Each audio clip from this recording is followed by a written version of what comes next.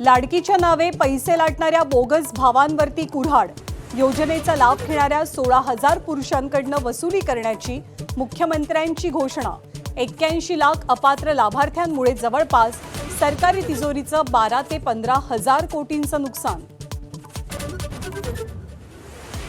शिवसेना एकच आहे, ज्यांना परतायचे त्यांनी मातोश्रीवरती यावं. संजय राऊतांनी शिंदेंच्या शिवसेनेसह भाजपलाही डिवचलं.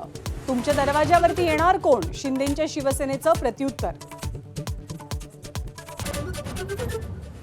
शेतकऱ्यांचं 2 लाखांपर्यंतचं कर्ज माफ होणार. राज्य मंत्रिमंडळाच्या बैठकीत कर्जमाफीला मंजुरी. विधान परिषद निवडणुकीच्या आचारसंहितेमुळे अधिकृत घोषणा बाकी. पुण्यातील वाढत्या गुन्हेगारीवरनं खासदार सुप्रिया सुळे आणि पुणे आयुक्तांमध्ये पत्रांची मालिका.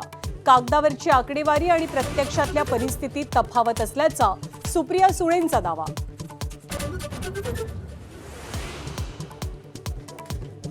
गुजरातच्या बारडोलीजवळ महाराष्ट्राच्या 2 एसटी बसचा भीषण अपघात. 7 जण ठार, अनेक जण गंभीर.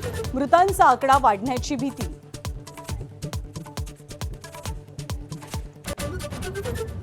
अमेरिका विरुद्ध इराण युद्धाचा पुन्हा भडका उडण्याची भीती.